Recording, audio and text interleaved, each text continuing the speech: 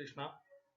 नमो ओम विष्णुपादाय कृष्णप्रेष्ठाय भूतले श्रीमते भक्ति वेदांत स्वामिनिते नामिने। हरे कृष्ण कृष्ण कृष्ण हरे हरे, हरे राम राम राम हरे हरे। हरे कृष्णा। आचार्य महात्मा गांधी जी की जय। भगवद गीता 2020 में आपका स्वागत है। आज हम एक महत्वपूर्ण श्लोक की चर्चा करने वाले हैं। दूसरे अध्याय का 70वां श्लोक 2.70। इसकी चर्चा को प्रारंभ करें उसके पहले कल जो हमने चर्चा की थी दूसरे अध्याय का 69वां श्लोक 2.69, उसका पुनर्कथन कर लेते हैं। या निशा सर्वभूतानां तस्यां जागृति संयमी, यस्यां जागृति भूतानि सा निशा पश्यतो मुनेः। हिंदी अनुवाद गीता यथारूप श्रील प्रभुपाद।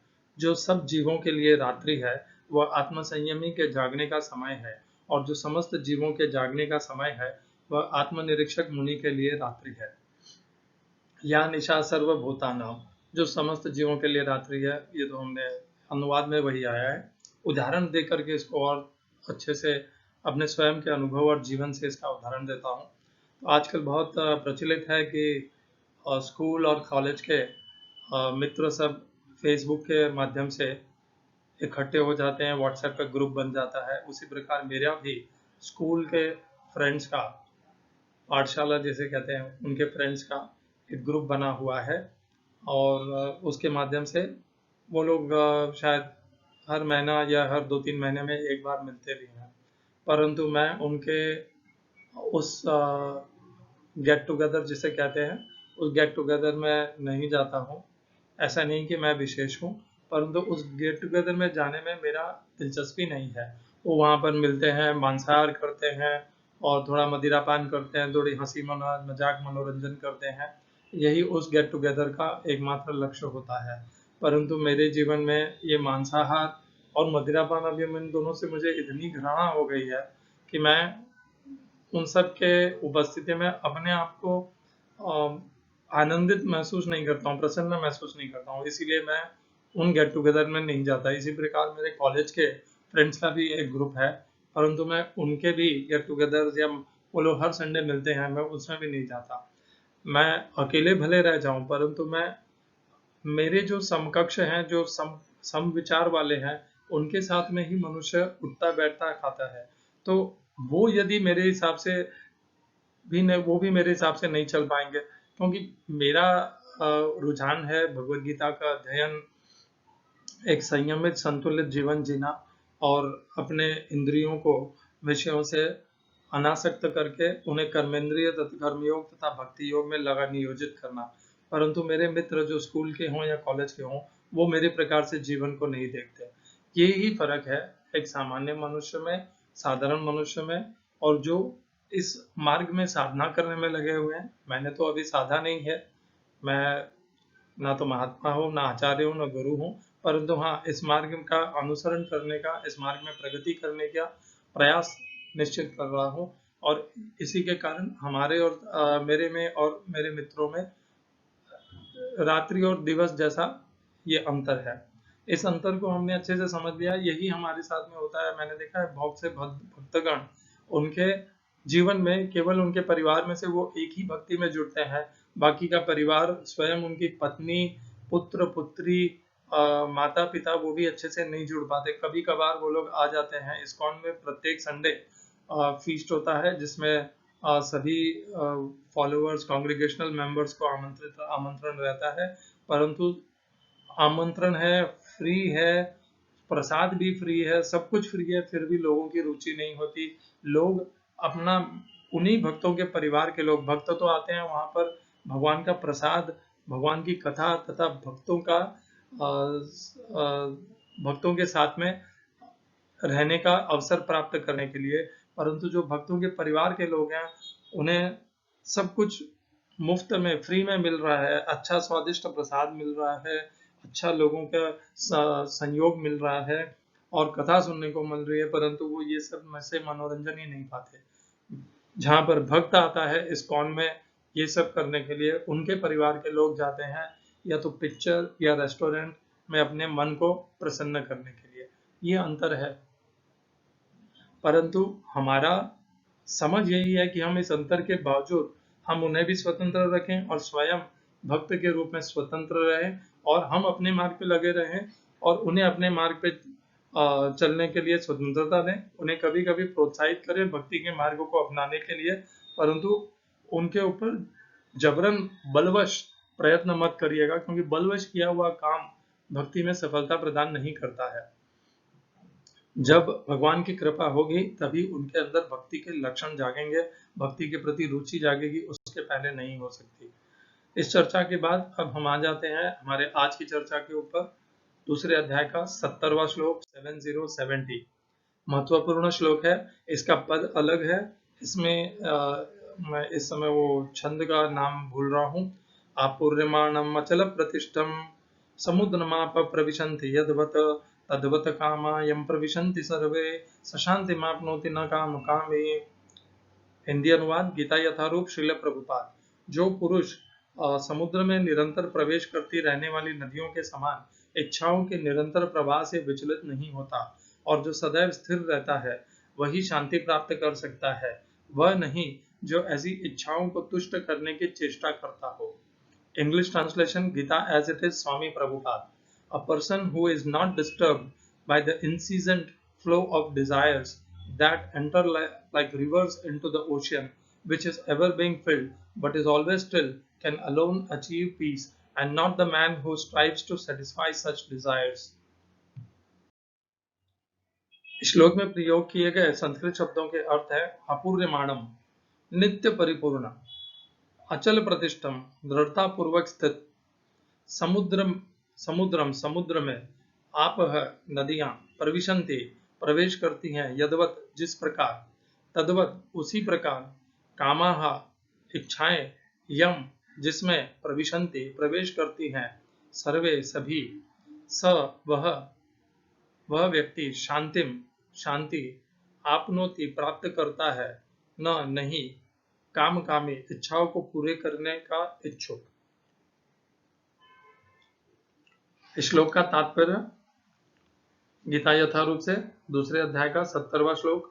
यद्यपि विशाल सागर में सदैव जल रहता है, किंतु वर्षा ऋतु में विशेषतया यह अधिकाधिक जल से भरता जाता है, तो भी सागर उतने पर ही स्थिर रहता है, न तो वह विक्षुब्ध होता है और न तट की सीमा का उल्लंघन करता है। यही स्थिति कृष्ण भावना भावित व्यक्ति की है।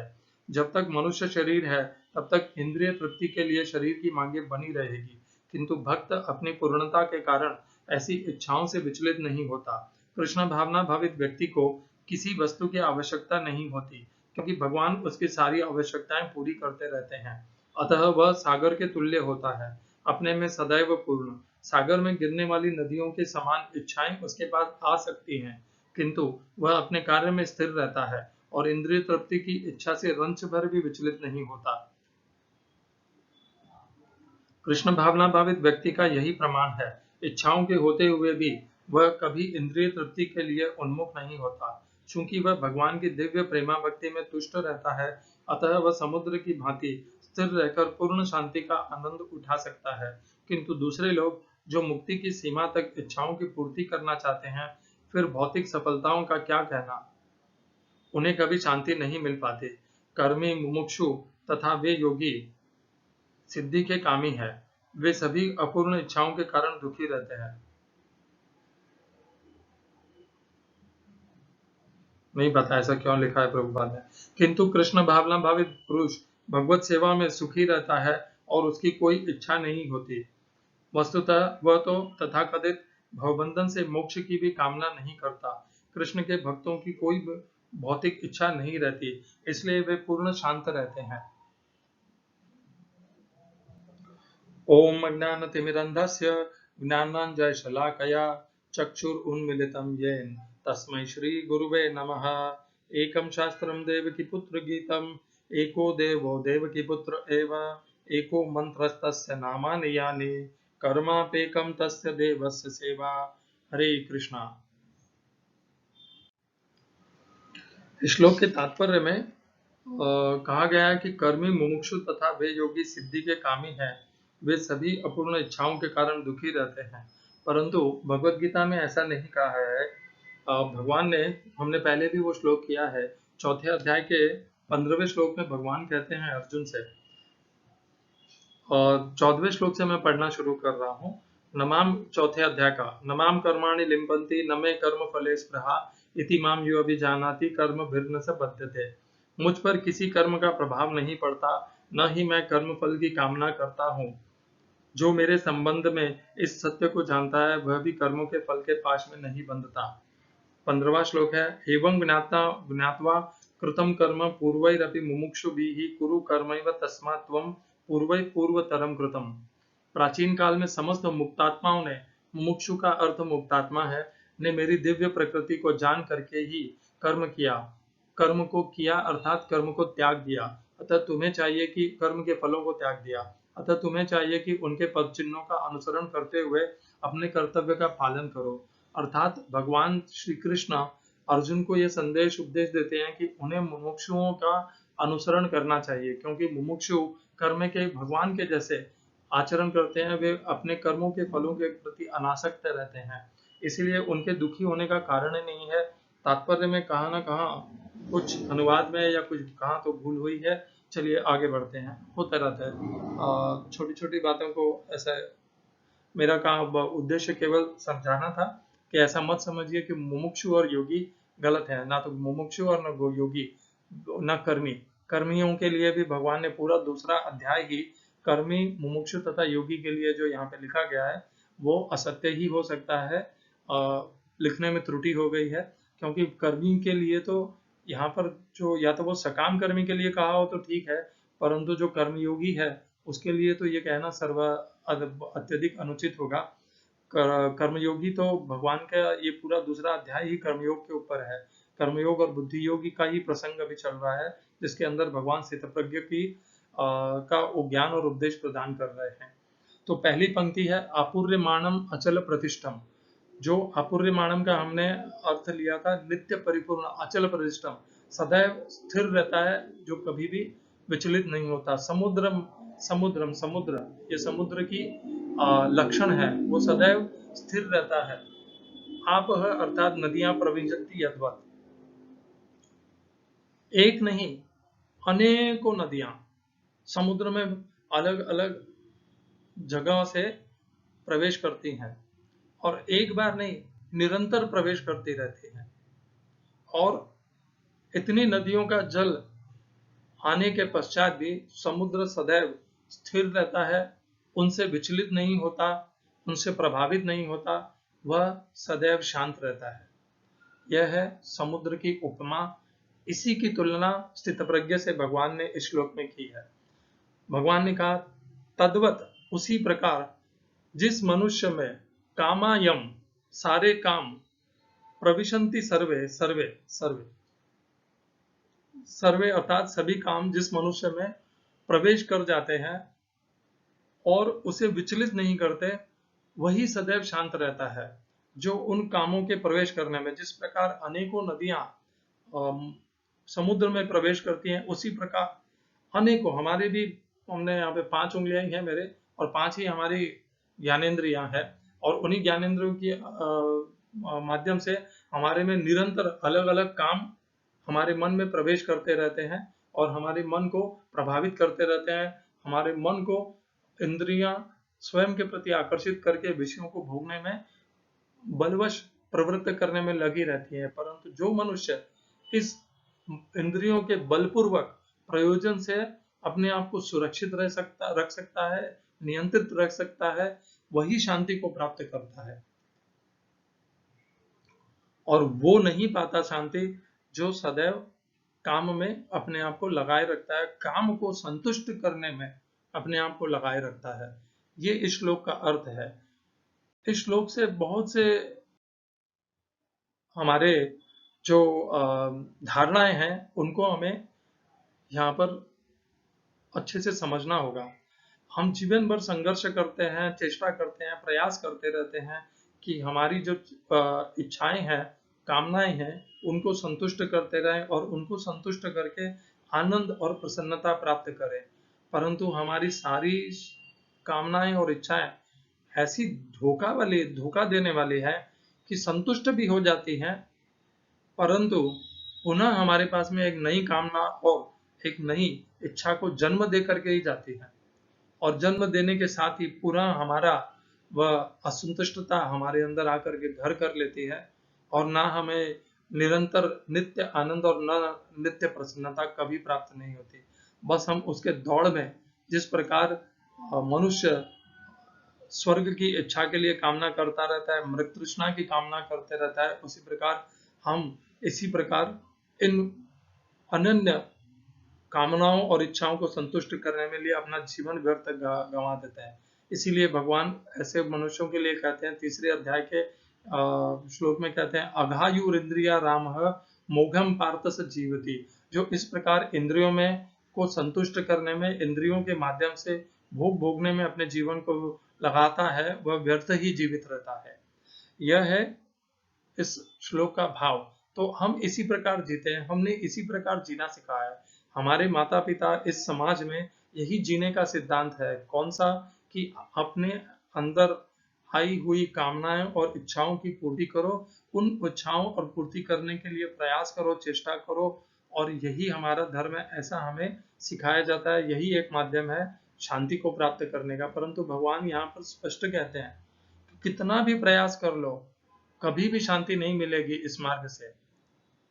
शांति तो तब मिलेगी कि ये जो अनेकों कामनाएं हैं, अनन्य, जो कभी संतुष्ट नहीं होने वाली कामनाएं हैं, इनके ऊपर ही नियंत्रण कर दिया जाए और अपने मन को स्थिर कर लिया जाए। जो प्राप्त है उससे संतुष्ट रहा जाए, तभी शांति प्राप्त होगी। हम सब निर्वाण का बड़ा बड़ा शब्द का प्रयोग करते हैं, शांति के लिए सदैव आकर्षित रहते हैं। हमारे लिए अत्यंत महत्वपूर्ण है शांति, परंतु आनंद, प्रसन्नता, परंतु हम उस आनंद और प्रसन्नता को विषयों के माध्यम से प्राप्त करना चाहते हैं। हम विषयों और जो भोग हैं उनको त्याग करके उस शांति को प्राप्त करने का सोच ही नहीं सकते। वो हमारी मनोकल्पना में है ही नहीं। हमारा मन हमें उन्हीं विषयों को भोगने के लिए ही निरंतर लगाए रखता है। तो यहाँ पर जो भगवान ने कहा है कि जो कामनाओं और इच्छाओं की निरंतर पूर्ति करता रहता है, वो शांति को नहीं पाता। क्यों नहीं पाता? क्योंकि जब एक कामना पूर्ण होती है तो वो कामना तो पूर्ण हो जाती है, परंतु जो पूर्ण हुई कामना है वो एक नई कामना को जन्म तुरंत दे देती है, और तत्क्षण हमारे अंदर पुनः असंतुष्टता प्रवेश कर लेती है। इसके लिए भगवान तीसरे अध्याय के 39वें श्लोक में कहते भी हैं। क्या कहते हैं भगवान तीसरे अध्याय के 39वें श्लोक में? काम एष क्रोधेश रजोगुण समुद्रमाशम आवृतम ज्ञानमेतेन ज्ञानिनो नित्य वैरिणा काम रूपेण कौन्तेय दुष्पूरेण नलेन च। इस प्रकार ज्ञानमय जीवात्मा की शुद्ध चेतना उसके काम रूपी नित्य शत्रु से ढकी रहती है। अब जो पंक्ति आ रही है उसके ऊपर ध्यान दीजिएगा। काम रूपेण कौन्तेय दुष्पूरेण अनलेन च। जो कभी संतुष्ट नहीं होती कामनाएं, और अग्नि के समान सदैव जलती रहती है। जैसे अग्नि सदैव जलती रहती है, कामनाओं का यह जो प्रवाह है वो सदैव जलता ही रहता है। आप कितना भी उन्हें संतुष्ट करने का प्रयास करिएगा, वो संतुष्ट नहीं हुई। अरे हम, मेरी तो और आपकी तो क्या बात कहें, जो हमारे भारत के सबसे धनाढ्य संपत्ति वाले मनुष्य हैं, मुकेश अंबानी, वो इस समय विश्व के चौथे सबसे संपत्ति या समृद्ध संपत्ति वाले मनुष्य हैं, फिर भी उनकी कामनाएं संतुष्ट नहीं हुई। वो आज भी और संपत्ति के लिए भरसक प्रयत्न करते रहते हैं, लगे रहते हैं, और अपने धन का संचय करने में, परिग्रह करने में कोई कसर नहीं छोड़ते। इतना लाखों अरबों करोड़ों का रुपया होने के पश्चात भी वो उस आदि संपत्ति को गरीबों की, असहायों की सेवा के लिए, उद्धार के लिए, कल्याण के लिए प्रयोग करने का कभी सोच भी नहीं सकते। तो ये जो कामनाएं हैं ये कभी संतुष्ट नहीं होने वाली हैं। जब ये कभी संतुष्ट होने ही नहीं वाली हैं, तो हम इनसे कभी भी शांति को प्राप्त कर ही कैसे सकते हैं? शांति हमें कब मिलती है? स्वयं का अनुभव कीजिए। शांति हमें तब मिलती है जब हमें ऐसी संतुष्टता मिले जो सदैव हमारे साथ नित्य बनी रहे। जब हम नित्य संतुष्टता को प्राप्त होंगे तभी हम शांति को प्राप्त होंगे। ये दोनों जुड़ी हुई है, संतुष्टता और शांति। नित्य संतुष्टता होगी तो नित्य शांति होगी। यदि संतुष्टता आने और जाने वाली है, आज आई और फिर असंतुष्टता हो गई, तो शांति भी आएगी और जाएगी, नित्य शांति नहीं मिलेगी। तो यदि हमें नित्य शांति चाहिए तो हमें इनसे ऊपर उठना होगा। हमारे जो समस्त कामनाएं हैं उनके ऊपर हमें नियंत्रण करके अपने आप को स्थिर करना होगा। स्थिर कर करके जब हम अपने आप को कर्मेंद्रिय कर्मयोग तथा भक्ति योग में जोड़ेंगे, तभी जाकर के हमारे अंदर शांति, सच्ची शांति जिसे कहते हैं, प्रसादे सर्व दुखानाम हानिरस्य उपजायते प्रसन्न चेतसो याशु बुद्धि पर्यवतिष्ठते। प्रसादे सर्व दुखानाम, भगवान की जब कृपा होती है तो भगवान का वह प्रसाद से उसके सारे दुखों का नाश हो जाता है और उसका चित्त नित्य प्रसन्न वाले भाव में स्थिर हो जाता है। ये जो शांति है वही भगवान ने उस श्लोक में कही थी, और उसको प्राप्त करने के लिए भगवान ने ऐसा नहीं कहा कि हमें हमारी कामनाओं की पूर्ति करना है। ये तो हमारी मनगढ़ंत, हमारा विवेक है जो हमारे साथ छल करता है, जो हमें सदैव कामनाओं की संतुष्टि के लिए लगाए रखता है, दौड़ाए रखता है। भगवान ने भगवत गीता में कहीं नहीं कहा कि मेरा भक्त बनने के लिए, मुक्ति पाने के लिए तुम धन एकत्रित करो, धन का संग्रह करो, धन का परिग्रह करो, धन अर्जित करो, ऐसा कहीं नहीं कहा। भगवान ने कहा है इसके अलग, बहुत ही पृथक कहा है। भगवान ने कहा है मन मना भव मद भक्त मद्याजी माम नमस्कुरु मामे वैश्यसि सत्यम ते प्रतिजाने प्रियोसि मैं। मन मना भव, मन में मुझको बसा और अपना मन मुझ में बसा। मन मना भव, मुझे नमस्कार कर, मुझे प्रणाम कर, सदैव मेरा चिंतन कर। मन मना भव मद भक्त, मेरा भक्त बन, मद्याजीवाम नमस्कुरो, मेरा यजन पूजन कर, मुझे प्रणाम कर। माँ में वैश्यसी सत्यम थे, तू मुझे प्राप्त करेगा, ये मेरा वचन है तुझे, सत्य वचन है। तो भगवान ने तो ऐसा कहीं नहीं कहा कि अपनी कामनाओं की पूर्ति करना, परंतु हम भगवान के बताए हुए गीता के उपदेश का अनुसरण नहीं करते। हम हमारी बुद्धि के ऊपर हमें जो सिखाया गया है उसका अनुसरण कर रहे हैं। हमें क्या सिखाया गया कि सदैव प्रयत्न करते रहो, अपनी कामनाओं की पूर्ति करते रहो, और हम उसी में लगे हुए। हमारा जो समझ है, हमारी जो समझ है वो गीता के ज्ञान से विपरीत है। हम ये जान भी लेते हैं तो भी हम अपने आप को संभाल नहीं पाते, गीता के ज्ञान का अनुसरण नहीं कर पाते, क्योंकि यही माया का प्रबल शक्तिशाली बल है। वो हमें सम्मोहन में घुमाती रहती है और हमें कामनाओं और इच्छाओं से सदैव मोहित करती रहती है। ये माया का छल है, प्रपंच है। जब भगवान की कृपा होती है तभी इससे छुटकारा मिलता है। भगवान की कृपा होती है जब हम भगवत गीता का अनुसंधान करते हैं, अध्ययन करते हैं, अनुसरण करते हैं, भगवान के भक्तों की सेवा करते हैं, भगवान के अंश रूप प्राणी मात्र की सेवा तथा भक्ति करते हैं, तब भगवान की कृपा प्राप्त होती है। प्रसादे सर्व दुखानाम हानिरस्य उपजायते प्रसन्न चेतसो याशु बुद्धि पर्यवतिष्ठते। इसी से संबंधित एक श्लोक है जिसको हम यहाँ पर करेंगे। छठे अध्याय का श्लोक है, छठे अध्याय का 27वां श्लोक है। प्रशांत मनसम येनम योगिनम सुखम उत्तमम उपैति शांत रजसम ब्रह्म भूतम अकल्मषम। शांत नहीं, प्रशांत, सदैव चिर शांति रहने वाले को प्रशांत कहते हैं। हिंदी अनुवाद गीता यथारूप श्रील प्रभुपाद। जिस योगी का मन मुझ में स्थिर रहता है वह निश्चय ही दिव्य सुख की सर्वोच्च सिद्धि प्राप्त करता है। सर्वोच्च सिद्धि को प्रशांत कहते हैं। प्रशांत मनसम येनम, जिसका मन सदैव दिव्य सुख और चित्त की शांति में रहता है, वो अनंत सुख को पाता है। सुखम अनुत्तमम, अनुत्तम उत्तमम, उपैति, वो जो रजस गुणों से जो ऊपर उठ करके शांति को प्राप्त करता है। शांत रजसम ब्रह्म भूतम, सदैव भगवान से, परमात्मा के साथ जुड़ा हुआ रहता है और सारे अपने किए हुए पापों से मुक्त हो जाता है। तो इस श्लोक को जब हम दूसरे अध्याय के 70वें श्लोक से जोड़ते हैं तब हमें क्या समझ में आता है? प्रशांत मनसम येनम योगिनम सुखम उत्तमम उपैति शांत रजसम ब्रह्म भूतम अकल्मषम।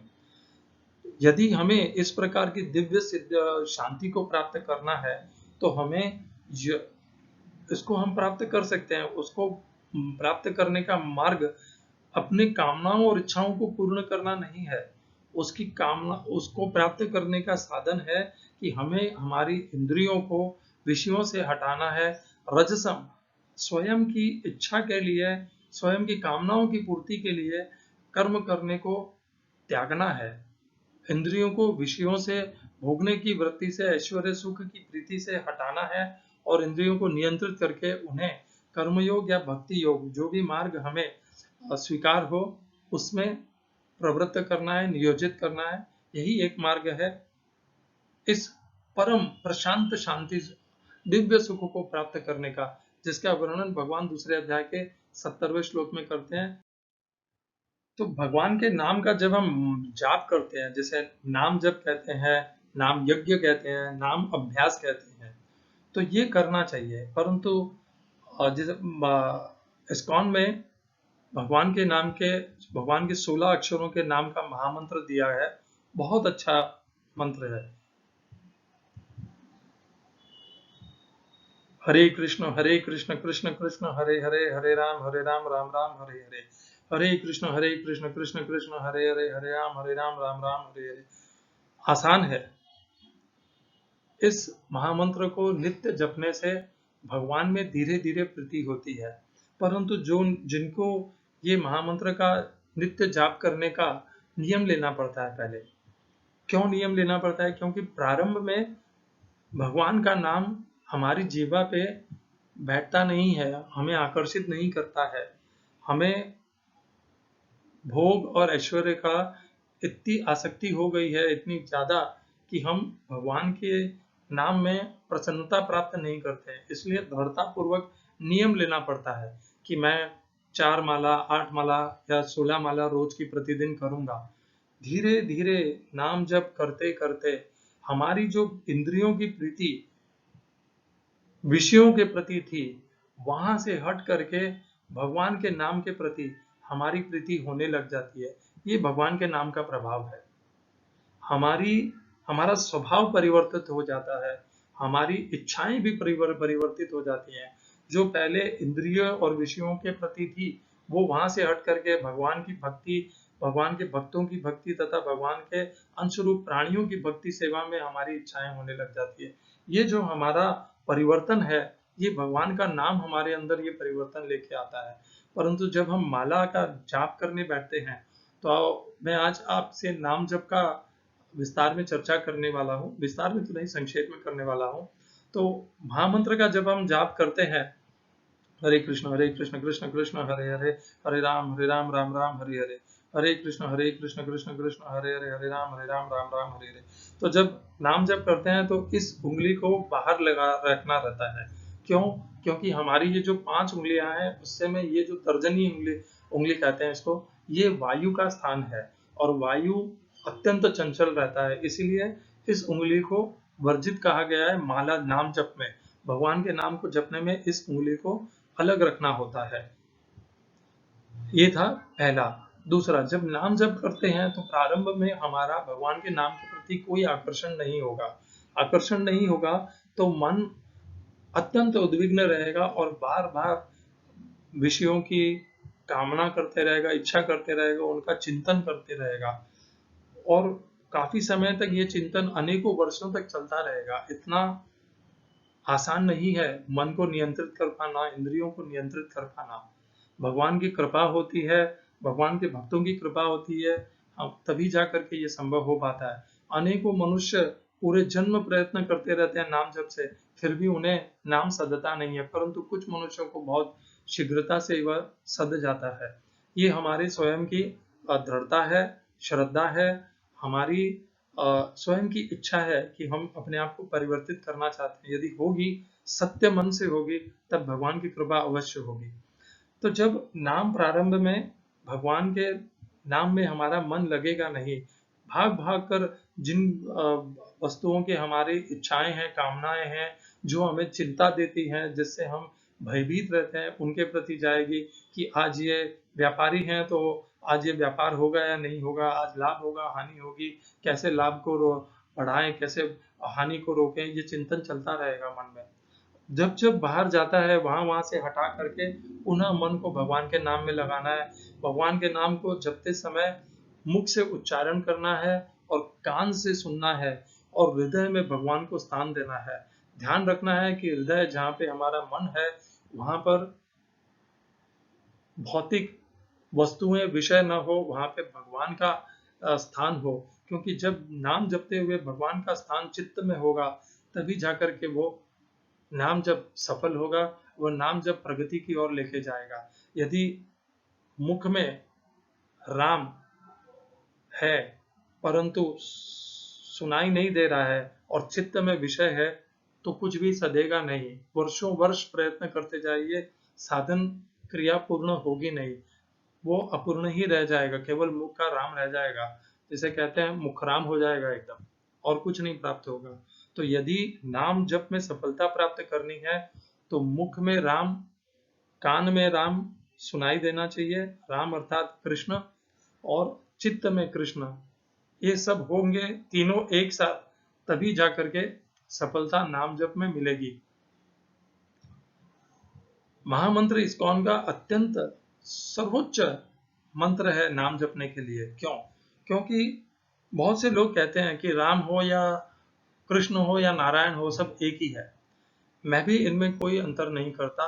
मेरा वो स्वभाव भी नहीं है, ना मेरी उतनी योग्यता है कि मैं इन महान नामों और इन महान भगवानों में कोई अंतर करूं। परंतु इस बात का ऊपर आप ध्यान केंद्रित करिए। यदि आप ये मानते हैं कि भगवान राम कृष्ण और नारायण एक ही हैं, तो आप जानते हैं तो निश्चित ही भगवान भी जानते हैं कि हम तीनों एक ही हैं। राम भी एक ही है और कृष्ण भी एक ही है और नारायण भी एक ही है। तो ये तो भगवान श्री कृष्ण भी जानते होंगे। यदि हम साधारण मूर्ख मनुष्य होने के पश्चात भी हम जानते हैं कि राम कृष्ण और नारायण एक ही हैं, तो भगवान तो सर्वज्ञानी है, उन्हें तो ये निश्चित ही पता होगा कि ये तीनों एक ही हैं। तब भी भगवान ये नहीं कहते भगवत गीता में कहीं भी कि तुम मुझे राम रूप में भी भज लो या नारायण रूप में भी भज लो, ऐसा नहीं कहते। भगवान बार बार एक ही बात कहते हैं। क्या कहते हैं भगवान? 18वें अध्याय में कहते हैं भगवान, मन मना भव, मन मुझ में लगा, अपना मन मुझ में लगा। ये नहीं कहते राम में लगा, नारायण लगा। भगवान तो अत्यंत सबके प्रति समभाव रखने वाले हैं।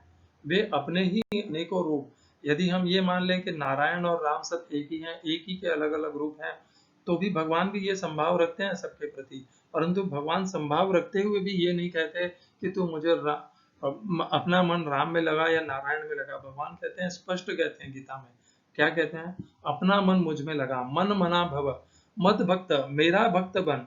ये नहीं कहते कि राम का भक्त बन, नारायण का भक्त बन, जबकि संभाव है। भगवान पूर्ण पुरुषोत्तम समभाव है। अरे अपने रूपों के ऊपर तो छोड़ दीजिए, वो तो प्राणी मात्र में भी संभाव रखते हैं। तब भी वो ये नहीं कहते कि जा करके तुम राम का भजन करो या नारायण का भजन करो। गीता में उपदेश स्पष्ट है, मन मना भव मत भक्त मद्याजी माम नमस्कुरु। मेरा यजन चिंतन कर, मेरा पूजन कर, मद्याजी माम नमस्कुरु, मुझे प्रणाम कर, मामी वैश्यसी सत्यम ते, इस प्रकार करने से तू मुझे प्राप्त होगा। भगवान का बारंबार भगवत गीता में, भगवान तो सभी को जानते हैं। भगवान भगवत गीता में कहते हैं कि राम भी मैं ही हूं।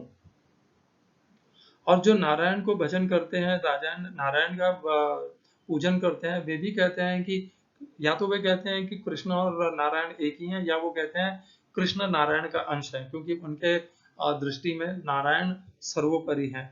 यदि ऐसा भी है तो भी हम मान लेते हैं कि वे कृष्ण, एक बार अगर उनके कथन से हम मान लेते हैं कि नारायण के अंश हैं, तब भी भगवान तो ये जानते होंगे कि यदि वे जानते हैं जो नारायण के भक्त हैं, तो भगवान कृष्ण भी जानते होंगे कि मैं नारायण का अंश हूँ।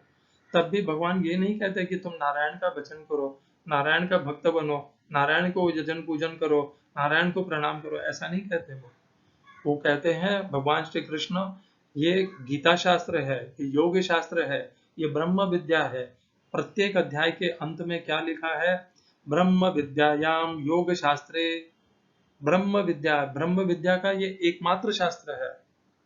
योग शास्त्र ये एकमात्र भगवत गीता योग शास्त्र है, और इसमें स्पष्ट भगवान श्री कृष्ण कहते हैं भक्त के लिए, प्रत्येक भक्त के लिए, भले कोई भक्त उनकी बात सुने या ना सुने, भगवान का उपदेश और निर्देश एकदम स्पष्ट है।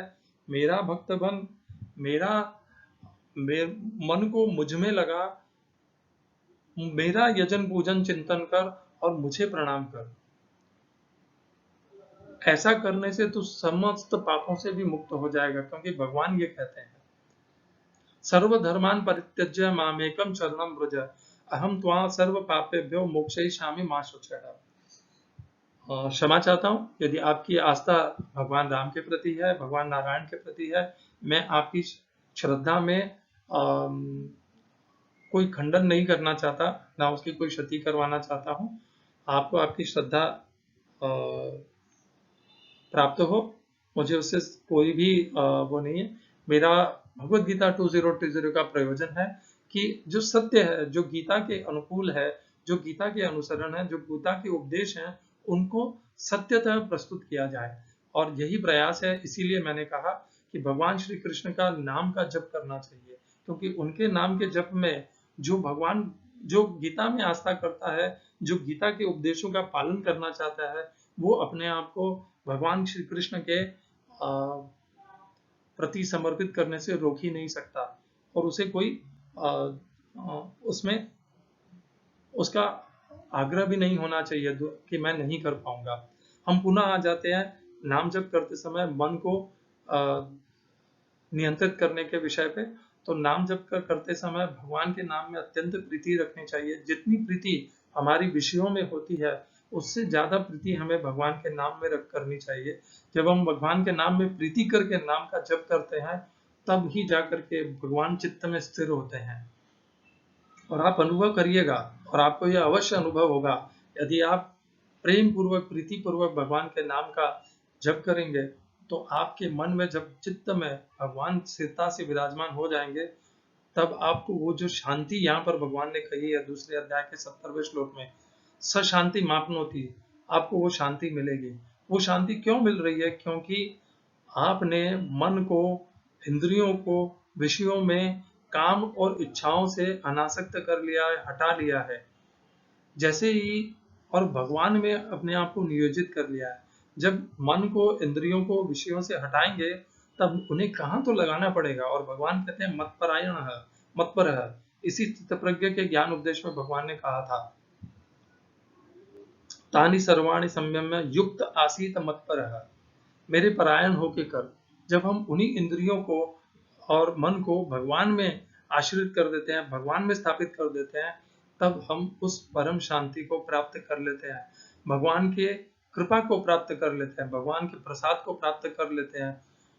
प्रसन्न, नित्य रहने वाली प्रसन्नता, नित्य रहने वाला शांत मन को प्राप्त कर लेते हैं। यह है इस श्लोक का सारा अनुसंधान, अध्ययन। जीवन भर हमने अनेकों कामनाओं की पूर्ति की है, अनेकों इच्छाओं की पूर्ति की है। काफी बड़ा जीवन और हमारा शक्ति इसी में चली गई है। अभी भी जागिए, अपने इंद्रियों को विषयों से हटाइए, मन को, इंद्रियों को बुद्धि के द्वारा नियंत्रित कीजिए। क्या करने योग्य है, क्या त्यागने योग्य है, क्या बंधनकारी है, क्या मोक्षकारी है, इसका निर्णय करते हुए मन और इंद्रियों को भगवान की भक्ति में, सेवा में, नाम जप में लगाइए, शांति मिलेगी। जो आपने अनुभव नहीं किया है, कामनाओं को पूर्ण करके उस परम शांति को प्राप्त करने का ये एक ही मात्र मार्ग है। कुंडलिनी शक्ति जागृत करने से ये संभव नहीं हो पाएगा। अनेक प्रकार के योगासन करने से, क्रिया वाले योगासन करने से नहीं हो पाएगा। जब हम ओम का उच्चारण करते हैं, ओम, तब भी हम यही करते हैं, यहाँ मुख से बोलते हैं और काने से सुनते हैं। आप ओम का उच्चारण करके ओम सुने, बहुत अच्छी बात है। आप कृष्ण का नाम का उच्चारण करके सुने, वो भगवत गीता के अनुकूल है, क्योंकि भगवान यही कहते हैं, मन मना भव मद्भक्त मद्याजी माम नमस्कुरु मामे वैश्यसि सत्यम ते प्रतिजाने प्रियोसी में। भगवत गीता का अनुसरण कीजिए, भगवान के उपदेश का पालन कीजिए, भगवान में प्रीति लगाइए, कृष्ण नाम का जप करिए। हरे कृष्ण कृष्ण कृष्ण हरे हरे, हरे राम राम राम हरे हरे। भगवान आप सबको नित्य रहने वाली शांति प्रदान करे, आपकी कामनाओं से आपका छुटकारा करे। श्रील ऐसी भक्ति वेदांत स्वामी प्रभुपाद की जय। आचार्य महात्मा गांधी जी की जय। हरे कृष्णा।